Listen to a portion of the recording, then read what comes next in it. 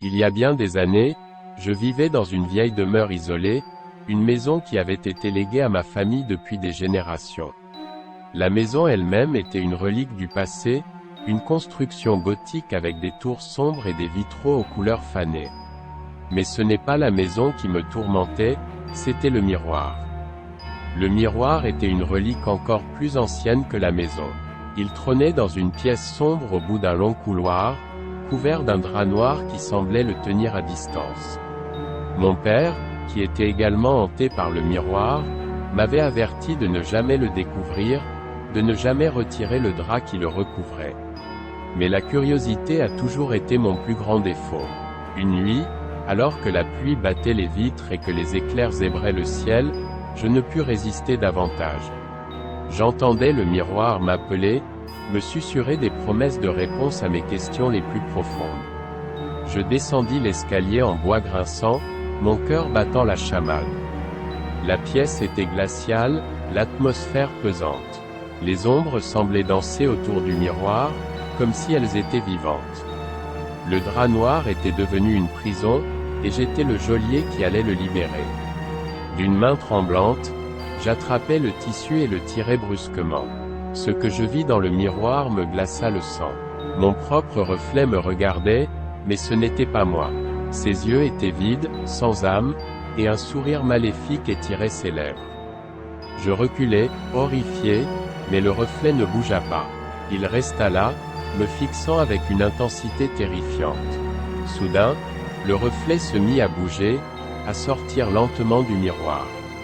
Une main froide et visqueuse émergea d'abord, suivie du reste du corps. La créature qui en sortit était une version déformée de moi-même, une version corrompue par la haine et la malveillance. Elle se tenait là, à quelques pas de moi, ses yeux luisants d'une lueur malsaine. J'aurais dû fuir, j'aurais dû crier à l'aide, mais la terreur m'avait cloué sur place. La créature s'approcha lentement, comme si elle savait que je ne pouvais rien faire pour lui échapper. Ses doigts griffus se refermèrent autour de ma gorge, et la douleur aiguë me fit reprendre mes esprits.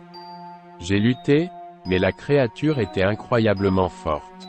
Elle m'a soulevé du sol, ses yeux vides plongés dans les miens. J'ai vu la haine et la folie dans son regard, et j'ai su que c'était la fin. Juste au moment où mes forces me quittaient, le miroir explosa en morceaux, projetant des éclats de verre dans toutes les directions. La créature poussa un hurlement strident, et son emprise sur ma gorge se relâcha. Je m'effondrai sur le sol, reprenant mon souffle avec soulagement. Quand la fumée des débris se dissipa, la créature avait disparu, et le miroir était réduit à un tas de débris brisés. J'ai compris que la maison elle-même avait lutté pour me sauver de cette horreur. Depuis cette nuit-là, je n'ai jamais reparlé du miroir, et personne d'autre dans ma famille n'a jamais osé le découvrir. Mais je sais que le mal qui était emprisonné dans ce miroir n'a pas été détruit, il a été libéré. Il rôde peut-être toujours, cherchant une nouvelle victime à corrompre et à détruire. Le miroir des ombres reste pour moi un avertissement sur les secrets sombres que peut renfermer le passé, et sur les conséquences terrifiantes qui peuvent découler de la curiosité humaine.